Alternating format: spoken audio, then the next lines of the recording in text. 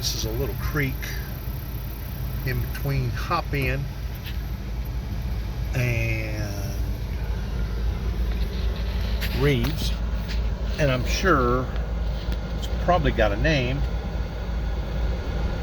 but to tell a little bit about my story here, if I may, if I don't tear up everything in doing so.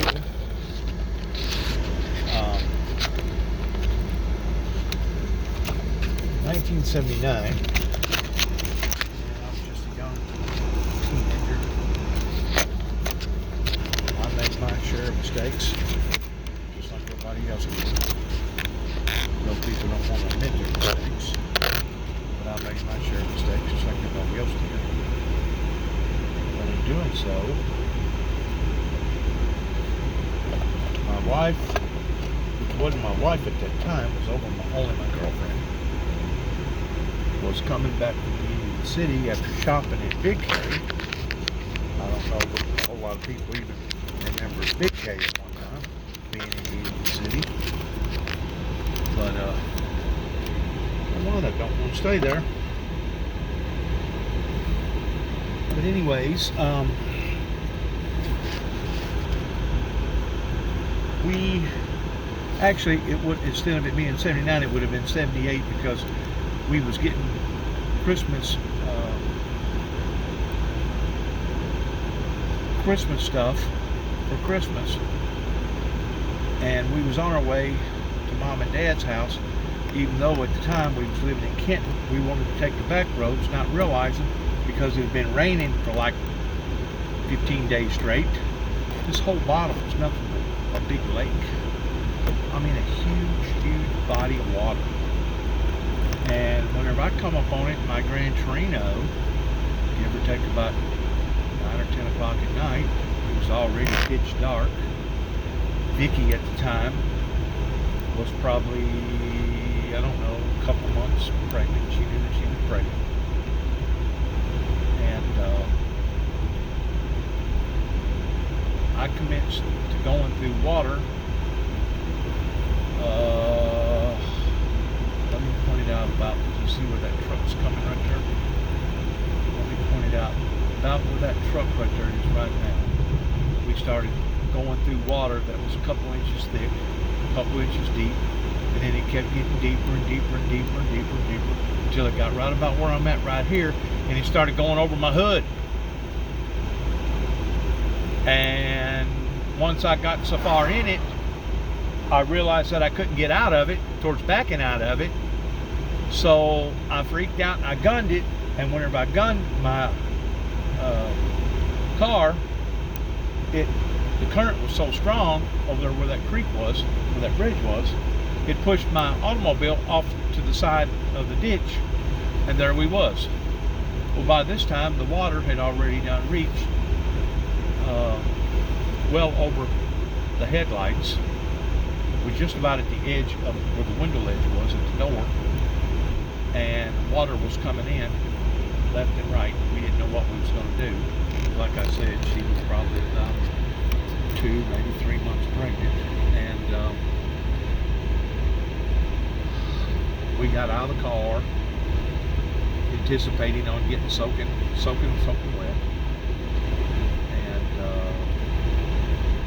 we commenced to walking. And the rain had already started changing over to sleet and snow at that time. It was moderating because it was getting cold, and we commenced to walking until finally we started walking out of the water along about here. And if I'm not mistaken, the people in this house right here was not here, and a matter of fact, this house right here may not even been here. Maybe the house was here, but wasn't nobody here. So we had to go a bit further. No, it was that house right there that we turned around. It was that house right there that I knocked on the door. Either that house or this house, and I knocked on the door and realized that, you know what, we're in trouble. We're soaking wet. Just so happens we had had a blanket, a heavy quilt around us that was keeping us both from getting so cold.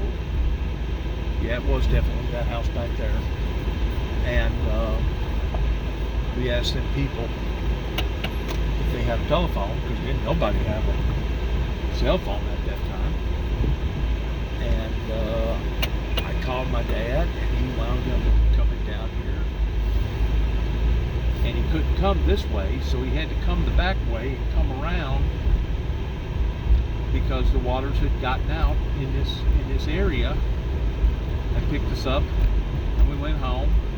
And then the next morning, whenever the waters receded, like I said, it commenced snowing and raining and sleeting that night.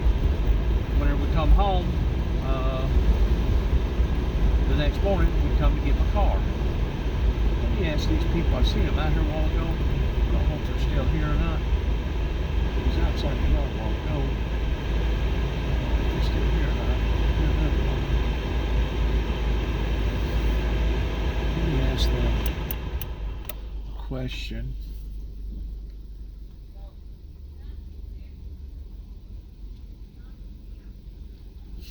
Hey, do you by chance know the name of this creek down here? What they call it? No, I don't know the name of it. You ain't never heard nobody call it Mud Creek or nothing like that? Oh yeah, I think that is it, Mud Creek. I thought that's what it was. Yeah. Being back here a long, long time. How long has this house right here been here? Do you know? Since the 50s. Has it? So this house would have been here then whenever I had my trouble. I had trouble in '78. Yeah. I tried to make it across the waters down there at the bottom, and whenever I got down there to about that third telephone pole right there, the water went over the hood of my car. Yeah. And of course, by that time I was already in it and couldn't get out of it. You know what I'm saying? Yeah. And the water pushed me over to the side, and it gets over the road pretty bad down there still. Really? Have you seen it get over the road down there? Oh yeah. You have? Yeah, it just did it probably about 5-6 months ago. It got over the road. Didn't it get over the road whenever the levee broke and it flooded Reeves?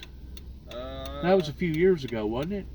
I'm sure it did. Whenever we get a good rain around here, it usually gets over the road.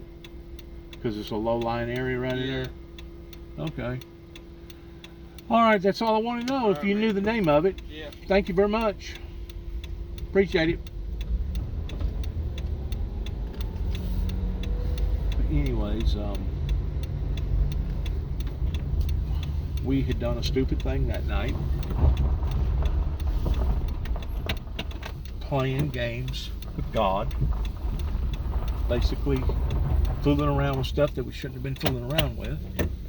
And out of the gifts and stuff that we had bought that night, one of those gifts was a Ouija board. We had everything in the back seat, the back floorboard, and that next morning, when we come to get the automobile, water had already gotten all the way up into the ashtray, about halfway into the dash. It didn't get, the dash did not get completely submerged, so the vehicle was still going to be halfway in being able to possibly dry out and reform it back to where it wasn't just a total wreck. Did have to drain the transmission fluid and the oil to make sure it didn't have no water in none of those areas. But when we got the vehicle back to the house, because me and Vicky stayed all night with Mom and Dad that night, we noticed that morning when we brought that car back that everything inside that automobile was soaked. Everything, except one thing: that Ouija board in that box. Where was the Ouija board in the box? It was supposed to have been with the rest of the packages that was in the floorboard that was soaked. But instead, the Ouija board was up on top of the hat rack, and to this day, how that Ouija board got up there on that hat rack, to this day, we still don't know. And about a week after that, I wound up running over one of the only decent Doberman Pinscher dogs that I'd ever owned.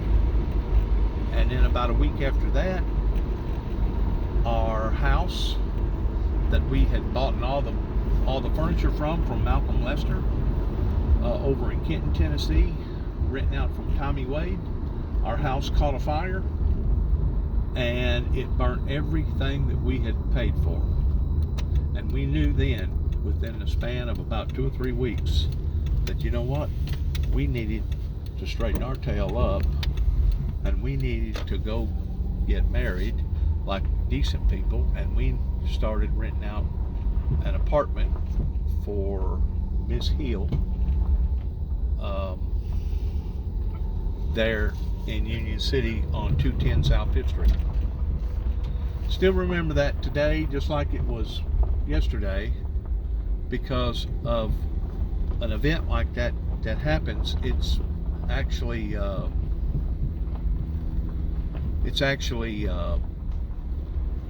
traumatizing in the fact towards people going through stuff like that. And whenever you go through a trauma, ordinarily you'll be able to remember everything that you've done. What are you doing? Well, I put on some boneless steak. Right? Well, the rich people can afford that stuff. See? Poor people like me, we got to settle for hamburger steak. We can't go for the real stuff. Okay. No, sir. We don't have, our pockets is not deep enough. We're not farmers. See, the farmers that makes all the money around here, they're the ones that can afford the real deal, man. Yeah, I know it. They can afford the real deal. What are you doing anyway? I'm just sitting here trying to make this movie real quick. I got my video camera going. I was going to ask you a question. I'm glad you're here. If you don't mind answering it for me, if you could come over here and get out of the sun, that way you can look at me and I can look at you. But then again, you may not want to look at me. I'm so daggum ugly. I look you right here. Can you? The sun ain't bothering you in your eyes? Okay, well, turn your chair around a little bit so you can look at me. This slough down here, isn't that called a slough down here where that river, where that bridge is down here, like going back to Hop In, that first little bridge? Isn't that called Mud Creek? The first one down here is Cane Creek. Cane Creek. Yeah. So I had my creeks wrong, didn't I? Yeah, this is Cane Creek right down here, and you go around on the other side over the next one will be Mud Creek.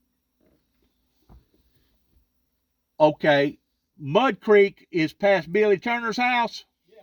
Cane Creek is the first one you come to right down here. Right, where that bridge is. Yeah, right down here, yeah. Where that low-lying area is right there. And then you go around here, and then the first creek you come to right there, that creek. Well, why was it called Cane Creek? Did somebody by the name of Kang live down there at one time? I do not know. That was always something. I was going to be 90 years old, and that was Cane Creek. Ever since I know it as a kid. Nothing over there but Mud Creek. And then over there by Hop In was the river. And that river starts in up there around McKenzie, somewhere up in there. You talking about the O'Brien River? Right river. But the other one was called Mud Creek. Yeah, this over here was always called this. Okay. Do you remember? Because you've lived here almost all your life, haven't you? I moved here when I was 14 years old. From where? Up there where the Jacobs place is. Right across the road from them. Where the house used to sit there where Kenneth Carver. Where Kenneth Coleman lives? Yeah, that was the Joe Jacobs farm there. And right on the other, right in front of that, my grandmother and granddaddy had that farm there. What was their names? Huh? What was their names? Weisker. Who? Weisker.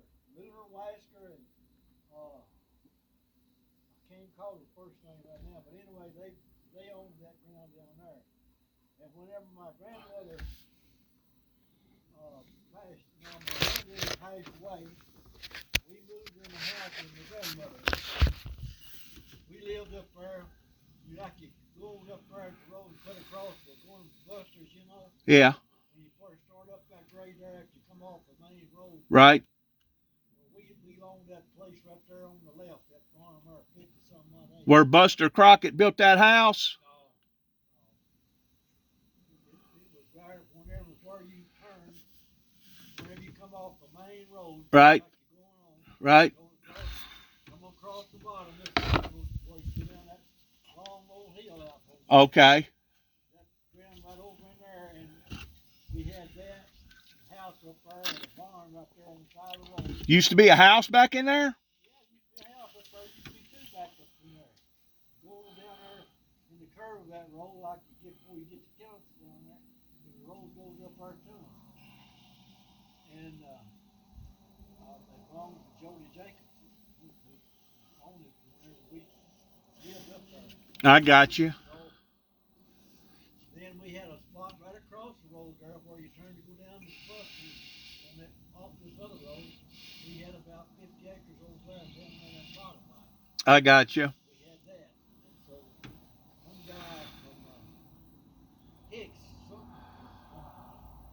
down in Dyersburg or somewhere, come up here and he bought it. He did. And then Daddy ended up buying this place here. We moved down here whenever I was 14 years old. Well, let me ask you this, Mr. Melvin, because, you know, this whole creek bottom bit down in here is bad about flooding whenever it commits to raining. And it hadn't been too long ago, I think about 7 years ago, maybe 5 years ago, whenever the levee busted down here and it flooded Reeves. You remember that? Well, yeah, that was the levee back up there on them other rivers over there. Right. But wasn't that on your property whenever that levee broke, or whose property was that? Was that on Gooch's or? My land don't run all the way down there to Cane Creek. You know, Dickie Jacobs bought the Easton place back here behind us. 150 acres back here behind us. Well, it used to belong all to Turner back in there at one time, didn't it? No, it didn't belong to Turner. It didn't belong to Bill? Bill Turner, he's going further on over now, where Billy Turner lived. He owned that bottom. Yeah. Down in there on that side over there next to Mud Creek and Cane Creek too. Right. Where it come down, they hit where the fork down, they run into Mud Creek and Cane Creek run in together. They do. Yeah, whenever you go down. I don't reckon I've ever been down that far low. But now they flood that every fall, don't they, for duck hunting purposes? Billy floods that, some of that in there used to, yeah, for him. Then right across the Cane Creek there, well, that's still in Cane Creek. I don't think Mud Creek gets on down, further on down when it comes in. Cane Creek hits Mud Creek and comes in Mud Creek. So how far up does Cane Creek go? Does Cane Creek go all the way to that bottom line that you're talking about? Does that go plumb up into that area, that main road? Cane Creek starts in right here and goes on down through yonder, and it winds back down through there and goes into Mud Creek. And Mud Creek and Cane Creek, both of them go in right there at the Davy Crockett Bottom, right? Yeah. And it's still called the Davy Crockett Bottom? Then you get Or is it still, or they change? You told me they changed the name one time to Gooch's or something. they never changed that river on Mud Creek and Cane Creek. But anyway, it gets on down there and it hits the Mud Creek. The Mud Creek goes in down there where we used to work, right into the main river down there. Into the Obion? The main river. Where it forks too? Back down there. Have you ever been down there where it forks? Yeah, I've been down there. At the Obion River, not on Cane Creek, but the Obion River where it forks. Well, it forks down on, I've been down that way where it comes in from up this way, you know, comes in from Reeves. Right. Goes in there and hits it down, back down in there together. How can a man drive back there? Can't drive back there. Well, where would be the easiest place to park your car to walk back there? Well, Probably at Reeves. you, No, it'd probably be over there where Gooch's is now, right? Well, you go over, you can see where Chain Creek runs into Mud Creek down here on How about the old hunting club? The old hunting club. If you take the old hunting club road down there where the hunting club is now, would that not take you down there pretty close to where that O'Brien River widen, where it wise right there? yeah, it goes into the river down there. It does. Yeah, we always, whenever the river got up, down Mud Creek, it goes in all the way down, way on down there now. Yeah. To the river. Right now it'd be dry enough, a man could drive down there and not get stuck, couldn't he? Yeah, but you can't get down there. They got it all closed off, blocked off. You can't get down through there. Like we used to go with us where we used to work at ground. Now you drive all the way down there on that levee to tell where Mud Creek run into Chain Creek. Chain Creek run into Mud Creek, and Mud Creek then. You know where those Mennonites was living whenever she had that baby and y'all made that movie? You remember that house back over there you showed me that you own back in there? Could you not get back in there to that creek if you kept on going on that road and you went on back over that way? Where you at talking about? This house down in here where the Mennonites was living, where that girl had that baby in the pool. No, she lived right over here when she had that baby with that me. They was making a movie or something, wasn't they? Huh? They was making a movie, wasn't they? Yeah, they showed it whenever she had that baby. She lived in this double wide house trailer down here. Okay. Well, let me ask you this. Do you remember, and I know this is going way, way back, I know you remember in 1972, whenever it rained and rained and rained, and so many of the farmers around here didn't have four-wheel drive combines, and they had to weld those things on their wheels, and that was basically the only way that they could get in and get their crops out because everything was so wet around here, right? You remember 72, right? 72, 73, right? I don't know what year it was, but I remember. Okay. Do you remember in 78, whenever the bottom down in here all flooded down in here? I guess since you've been living here, you've probably seen that thing flood over a dozen times, haven't you, Mr. Melvin? Oh, yeah, I think flooded what people couldn't. It don't take very much for Chain Creek to flood down here. And you can't get through there, can you? No, you can't. And then you can go up there at Floyd, it'll flood up there. Floyd Jacobs, you know where Floyd used to Yeah, It'll flood up there, too. yeah. And it used to flood up here in Martin pretty bad. Before you get into 3 Point right there. That's Chain Creek, too. Chain Creek. Okay. But it don't flood like it used to. It used to get pretty high, but they kind of built that road up some in there a long time ago. But, What do you think about that guy over in Russia want to keep using nuclear bombs toward blowing up people over there, blowing up all them citizens and killing all them innocent civilians over there? What do you think about that, Mr. Melvin? I think he's crazy. Are we looking at another Hitler? Worse than Hitler.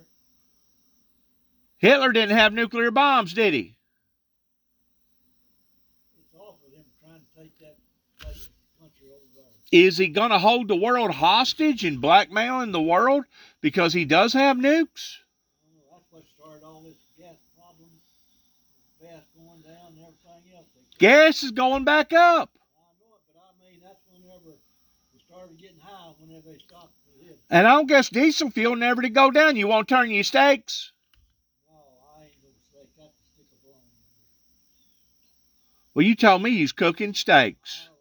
I just got there. I thought you was a rich man. No, I'm eating blame. It's got to the point you almost got to be wealthy to afford good meat anymore, isn't it? Oh, man, I tell you, a lot of it ain't no counting no ways to buy stuff, everything else. But I've been buying it. See, Bob Henry, whenever he was living, coming over here, we cooked him up. Get one of them sticks of bologna about that long. Yeah. Well, they were about $5 or $6 what it was. And he loved that bologna. He'd rather have bologna than have steak. He turned steak away and eat bologna. All right. So I didn't cook none for a long time. And then Melinda, she she didn't want to cook none either, because every time she cooked it, she thought about Bob Henry, because he really loved it bologna. So I bought a piece the other day, and I've had the darn gout, but I've got pretty well now. I've been eating bologna, and this last bologna I got was made out of chicken and turkey and pork. It ain't got no beef in it. So that's what I've been eating. What gives you gout? Gout's in your feet, right? Well, you get it in your darn elbow. When I had it in my elbow, I didn't even know you could get it in your elbow.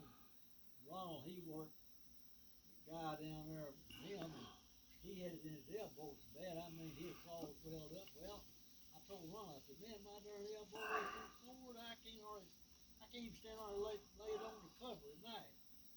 He said, you got the darn gout in there, Daddy. I said, sure enough, yeah. I said, he had the gout. But I've been taking a pill every night, every morning for the gout. And so when I was down there the other day at E.W. James, and on Friday they have fish down there. They cook fish. And they do pretty good cooking in there. I mean, it's vegetables cooked and stuff like that. Yeah. So I went in there and got me some. And that's on Friday night, Friday afternoon? It's Friday for dinner. They started Friday dinner. They run it to a dinner and go after they close it up. I got you. Every day they have a menu there. They don't have it on Sunday. But they have it on I got you. Wednesday, Thursday, Friday. And the same way at E.W. James and Martin and Union City and Troy. On Thursday, they made chicken and dressing. Come by up there the other day and brought us some chicken and dressing and cream potatoes and English potatoes. So have you heard any farmers talking about how their yields was this year on corn? You don't know if some of them barely going to make enough money to pull out of the red, or they I know it ain't going to be no bumper crop because of the drought. I don't know. Looks like your beans done all right. Well, they kind of come on and grow pretty doggone good if it's dry and hot. But we start combining. But now then they're $1 on the market price. They ain't got no place to put it. They got everything full. Well, that's because the Mississippi River is so low, they can't run the barges, and God only knows what that's costing every day. Do you know what that's costing us? Well, on the beans, they charge you $1 to give you $1.35 under the market price. So, if you ain't got a place to store them or something like that, well, be all right if you got them contracted, but I ain't got no better contracted. Only place I got a place to store in and be over at Opman. I got an old granary out here, but that thing ain't been run so long. You talking about them two granaries that you bought off our property, right? Yeah, the granaries over there, I could put beans over. Right. Beans over there. Them one of them had never had no grain in it, has it? I'm talking about whenever you bought it from us. Well, I don't know where. I know one of them was about 2/3 full at one time.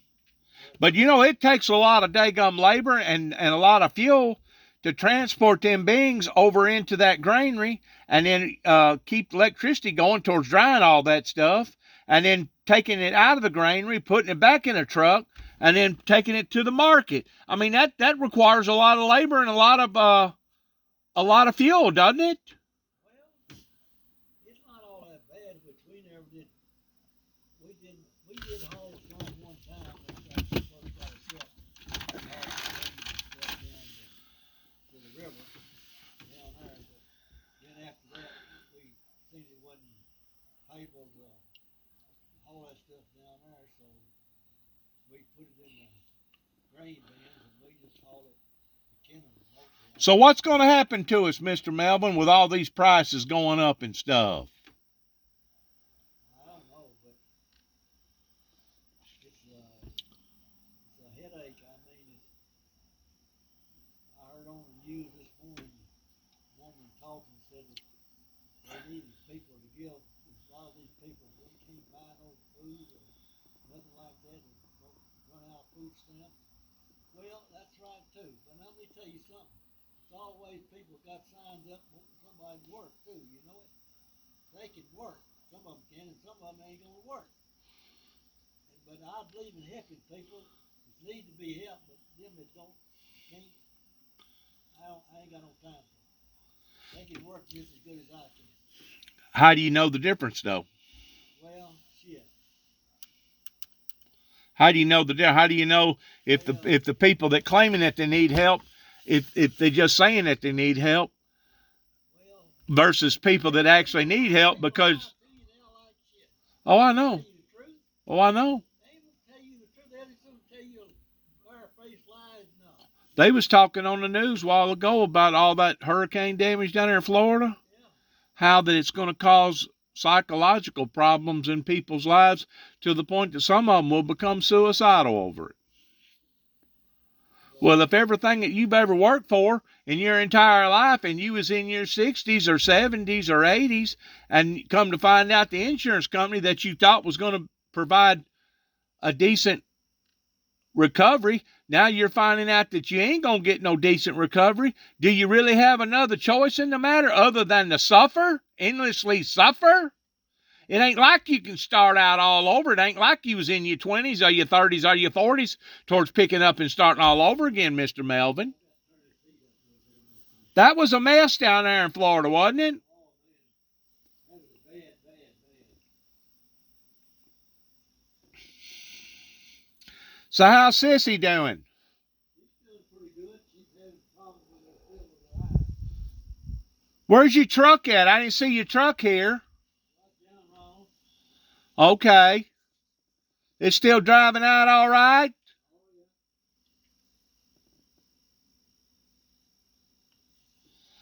Well, listen, I got to get on to town. What are you going down for? Well, I got to go pick up some grub. Grub.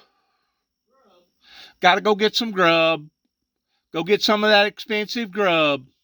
Let me say something to you before you leave, all right? Or before I leave. You ain't going to leave. I'm at your house.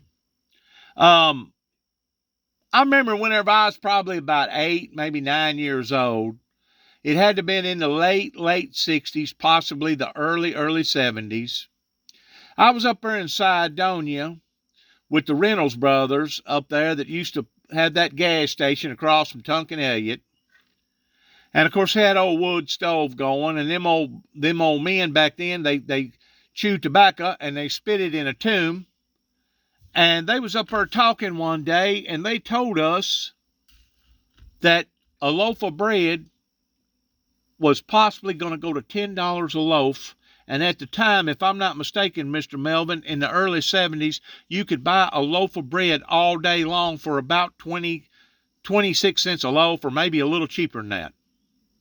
But they told us that bread was going to go to $10 a loaf one day, and we laughed at them. We said, y'all have lost y'all's everlasting loving minds to think that bread is going to go up. And you know what? You can go up here at the grocery store right now and find some of that premium loaf bread right now that's going for almost $4 a loaf. I mean, it's gone up, hasn't it? Yeah, everything's going up. Cereal's gone up. Where do you buy your groceries at? Walmart. Well, I don't buy very many groceries from Walmart. Where I go, I guess you go to E.W. James. You keep talking about E.W. James all the time. I don't go to EWJ. I go to Price and stuff here at the mall. You do. Cheaper up there than any place stuff around you can go. It is. That's right. Well, do they got one in Union City? Yeah, no, they ain't got one. You see, they got Price and stuff there at Martin, and they got Ruler. You know that Ruler up there was in there in place. Now that Price's, that's off from the bypass, right? Yeah, it's over where. Over there pretty close to Westview High School. Yeah, that's where Save a Lot used to be in there. Yeah. Well, I go in there and buy. You can buy half a gallon of milk, about 30 or 40 cents or 50 cheaper there than you can at E.W. James. You can. Your drinks will be. I buy there them 8-ounce drinks, 6 of them, 8. They're $5 or $6 to eat up at James, and the same way at Walmart, and you buy McCarthy. So when you gonna start combining? You gonna combine it, or you just gonna sub it out? No, we've been working on combine long ahead down there. We're getting ready to combine. We had problems with it. You can't hardly find no darn parts for these John Deere combines. Really? Oh yeah, man. You know, last year they got a war on, they struck, John Deere did. A war on what? They struck. The people did. That's right. They did strike. You're right. John Deere did, and they got everything run down, and they ain't got it built back up, and you can't hardly get no darn parts. So they got supply chain issues. In other words, whenever you order something, you better order it, what, 3 months ahead of time, 90 days ahead of time? Well, next thing is finding it. Even to get it. Some places, boy, coming down here and been working on ours, one comes over there that time called a farm. Yeah. He said that somebody over here down here in Union City had tore up his cutter bar. And he had to go and they found one up in Illinois somewhere up there. It's going to take him 3 hours to go up there and get it. So he's going to have to pull a trailer to get it because he can't break it down. It's going to be so long. Right. And so you finally find one of them. How much was it? I don't remember what the price of it was. I mean, Greg was telling me he come down and worked on ours. The gearbox back there run the straw walker. Yeah. That thing got to leaking oil, and the thing got a hole or something. Did you replace it? He had to rework it, and he's waiting on a sprocket to come in now. Folks come in today. So you're saying that all them John Deere parts just went out the roof as far as price-wise? Well, they're pretty doggone high the price. I think he said it, the sprocket and shaft he put in that thing out there was going to be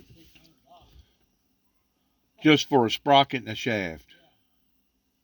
So, but ain't no telling what.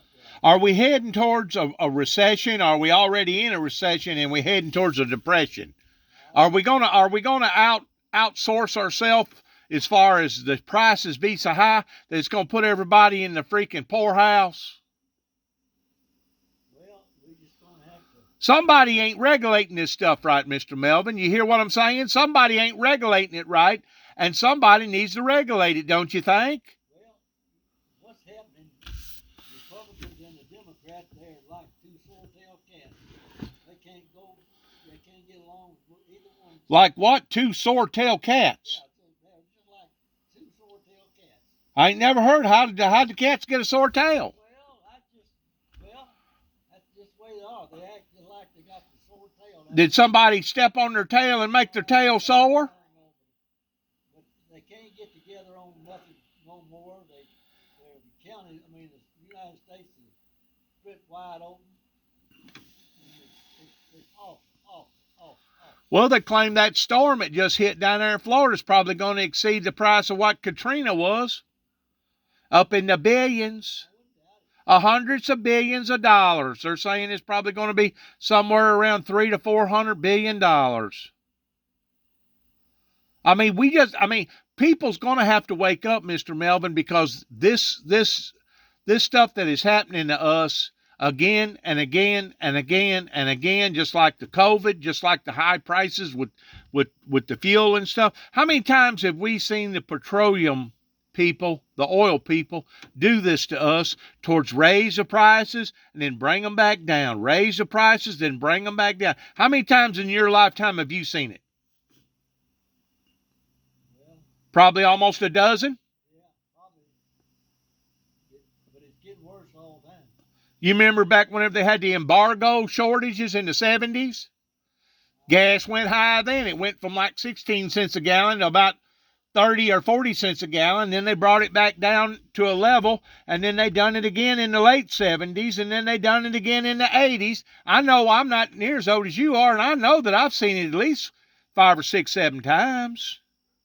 And it's a monopoly. What it is, they're playing with people's money and they're playing with people's lives, and they're actually ruining people's lives because a lot of people are living paycheck to paycheck and they can't afford to do this stuff. And you're actually ruining people's lives. So how come our government, if our government wants to regulate everything in everybody else's life, how come our government can't regulate the freaking oil? How come the government can't regulate the hospital costs and the pills and how much the pharmaceutical people are? Well, I read in the paper next year our drugs is going to be cheaper. Our drug stuff, yeah. But you do that, something else will take place. Come in there and get it. What it is, these here people that get like this here COVID-19, they don't tell how many million these doctors have made off this medicine and all this shit in your life, what they done. It's all, they taught you nothing, see? Well, the government paid all that stuff. Ain't no telling anything. Well, you can't just keep producing $100 bills after printing them up in a printing company and think that you're going to borrow your way out of debt. Mr. Melvin, we're $30 trillion in debt right now. We've never been this far in debt. Do you realize what would happen to us right now if a major calamity was to happen? How are they going to pay these men and women or these boys and girls to get on a ship or go on an airplane and go fight for us if they don't have sufficient money to pay for them? What are they going to do? Give them an IOU? What are they going to do? Promise them a piece of property like they done back in the back during the Revolutionary War? You know, that's how they was paying them back then. They'd promise them a piece of property. Well, if you go fight for us and you come back, this piece of property will belong to you and we'll deed it out to you. That's how America growed back then. Is that what we're going to have to go back to doing? I don't have the least idea. Well, this world is in a mess. You can't borrow your way out of debt. Do you agree with that? Best thing to do is just try to just work yourself the best way you can get around. Don't be in debt if you can help it. You probably aren't in debt because you're probably fortunate enough to have everything paid off and you was smart enough to know how to balance your budget and everything. But a lot of these farmers around here, I don't see how that they can maintain what they're going to pay every year. Do you? All this stuff before you used to buy a combine for $100,000, now it's $500,000. Yes. Did you know that John Deere was the only one that made a cotton picker anymore? You won't get International or Harvest or Massey Ferguson or Case or none of them other suppliers to build a cotton picker. You know how much a cotton picker costs now? A 8-row cotton picker costs from John Deere? Over $1 million. Now, you're going to take $1 million investment, Mr. Melvin, and you're going to put it in the field for 2 months, and then the rest of the 10 months out of the year, you're going to let it sit up underneath a pole barn. You telling me that's a wise investment? Huh? But you still got to make that payment every year, don't you? That's right. You've got the money to pay for it, you have. Interest is on top of that. Next thing you know, the banker will be coming down there wanting it, won't he? A lot of them got more now and they know what to do with. I foresee probably in the next couple of years from now, it ain't doing it right now because everybody's hanging on to it with a tooth and nail. But I foresee probably within the next 2 or 3 years from now, you remember like it was back in the early 70s, whenever all these little mama papa businesses was going out of business and all these farmers, it wasn't nothing to have 2 or 3, 4 or 5 auctions a week in each county. You know what I'm saying? Auction off farms, auction off farm, auction off farm. Interest went to what, 22, 26% in some cases. Fuel went up. Everything went bonkers. That was during the Nixon Ford era. And I foresee that possibly happening again towards a bunch of freaking auctions with people going belly up. Well, they've been having a bunch of sales. And this darn ground that they've been selling has been ridiculous price. I mean, I don't see how, some of them been farmers who buy them. I don't see how they can buy them and get millions of dollars. How much are they giving for it an acre now? Oh, shit. little magazine. I don't guess you get $7,000 an acre, and that's for a big tract. Can you even get a big tract for $7,000 an acre anymore? I don't know. It'll run. And that's buying a big tract. That's buying like 300 acres, ain't it? Yeah, well, sometime be sure. But just like Clark did, if their ground he had down here was 600 acres down there, duck hunting ground, and he sold that for $3.5 million.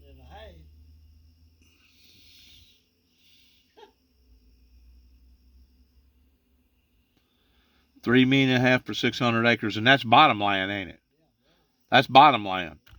well, nothing wrong. Well, it's got a. It had grain bins on it and had a clubhouse on it. Was it down there by Tiptonville somewhere? No, Clark, right down here where I used to work. Clark Acres. Okay. We worked it for 45 years. How, After the duck hunting place down there for him. okay. How many acres was it? 6? How'd you rent it off of? Shares? We went 50-50. 50-50? In other words, they paid for half the fuel, half the fertilizer, half the this and half the that. He paid half. He got half the crop and paid for half the crop. But no, I had to furnish the labor. And I mean, that and fuel and stuff like that. 50-50. But he paid for his half of the beans. Well, it used to be a farmer would farm out for 1/3 and 2/3, wouldn't he? Well, some of them are good for thirds and 2/3, yeah. And most of them now is rented for money rent. They are. Yeah, a lot of this ground went crazy back there trying to get ground to work, and they're giving $200 or $300 an acre just for money rent. But at the end of the season, they don't have to share none of the profits, do they? No, whenever you pay money rent, you get it all. That's right.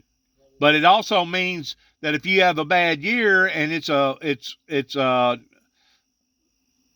don't get a good yield, it means that you wind up having to eat that year because you done paid more for money rent than you would have had if you'd have done it by the bushel, huh? Yeah. It's a toss up. It's a gamble, isn't it? Yeah. I think he's gonna tell him to Bill Latimer. He's used to be a grain guy down here in Union City. He's gonna tell him the acres farmland he owns around everywhere. And people that couldn't pay for it, well, he loaned them money, and if they couldn't pay for it, he'd take it back. That's how he ended up with a bunch of ground.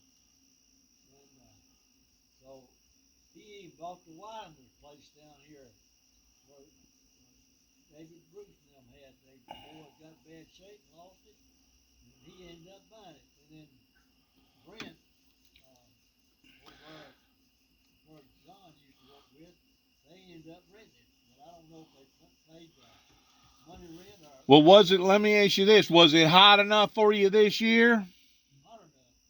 Yes, sir. Oh my God, yeah. I tell you what, I believe as old as I am, I believe it's been the hottest summer I have in my lifetime. It's been hot, hasn't it? I don't ever remember being this hot. And it was hot, and it went from being wet in the spring, from cool, to bingo. It like jumped up overnight to the mid-90s, from the mid-90s to the high 90s, and it stayed that way until the deep part of the summer. And then the deep part of the summer, it sure enough got hot. And whenever it cooled off, it basically done the same way because it hit 100 degrees that weekend, and then boom, bam, the temperature just dropped, and all of a sudden we're in fall. I ain't never seen the transition happen the way that it happens today, because it used to creep up to summer and it used to creep down from summer to fall, and we don't see that no more, Mr. Melvin. Climate change, what's the name was telling us a long time ago about climate change going to come. President, Al Gore. huh? Al Gore. No, it wasn't Al Gore. What thing was Al Gore? Al Gore run for president. He was the vice president for. Well, anyway, he told us his climate change was going to hit, and people laughed at it and everything else, but it's the climate change what it is now. Do you believe that it's happening? Yeah. But you? I do too. Yeah. Yeah, it's happening. Good God. It's the hot summers like we've been having, and they don't tell what we'll have this winter. We might not get Well, I mean, you take just like that tornado outbreak, it hit 2 weeks before Christmas. It jumped up, what, about in the mid 80s to low 90s, and that was in the dead winter time, or it was supposed to have been 2 weeks before Christmas. And you seen the outbreak that we had, didn't you? You was probably right here on top of this hill right here, where you could probably see the tornado coming down through over there at Kenton, couldn't you, when there be lightning real bad? Well, we didn't see that nowhere. We seen the one that was going up through here. Here it is. You seen the one that hit over there going up towards Hickman, Kentucky, and going over there to Casey and hit over there in Mayfield? Well, we was out there. We stayed out there in that shelter that night for about 3 or 4 hours, and so we had the door open. And the mayor said, "Well, that thing you can see it going up through there." Then Was it big? Ronald come up here and the girls stay with us, and so that he got called out, go to Lake County down there where that storm hit. There were trees in the road and lines, electric lines. They had people in the trees. Huh? It killed people. It threw them up in the trees. And then he got down there, well, he couldn't do nothing because the lines were still hot. And they sat there for 2 or 3 hours waiting on the people to come cut the lines loose where they could get the stuff out of the road.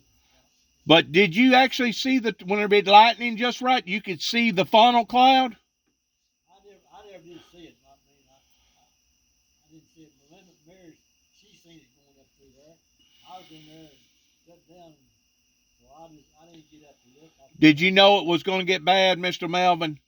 Well, I knew it was going to get bad. That's why we went to Stormhouse out there. And it was. I mean, they go that way, and they go that way. Just kind of miss us right through here. This time it did, but 2 or 3 years before that, it landed right up here on top of you, didn't it? It started right here. Yeah. It started right out here, because nobody back that way got anything. Right. And we got it, and we drove this year off. Then it went on up here then and shook his trailer on the blocks up there and around and got it off and everything else. Then I had the insurance people come out here and they told it out. Well, the boy lived up there in it. He wanted to Melvin said, well, what he done? They broke the septic lines on the thing, for all that stuff like that. Or it shifted. And so I told him, I said, if you want to stay up here, but I said, I'm going to tell you right now that ain't no insurance. I can't carry no insurance, and we're going to sign some paper that you can't sue me for nothing. Right. It's just a house you're living in. You better have you some insurance. Right. If it burns up, it's your baby. Right. So you don't have people coming on your ass, sue you, and all that stuff. Oh yeah. So you had to make up an extra contract for him from the attorney's office and have him sign it. What do they call that? A waiver or something? Yeah. A waiver? If anything had happened, Right. up there, lightning strike. Couldn't hold you liable. Yeah, I'm not liable for none of that stuff. Right. But anyway, I got Kenny down here. He come up there and fixed the thing up. And he lived up there till he died. I mean, he had that virus. COVID-17. Yeah. COVID. He ended up dead. He come down here. He was the best. I mean, the first day of the month, he'd come down here and pay his rent. I mean, he'd be right here on the gun spot. So he called, come down here, and I said, you gonna take any of that virus? Keep that down? He said, no. I said, the good Lord will take care of it. I said, well, I know he will, but the good Lord gives you enough sense. Sometimes you better do what you think right too.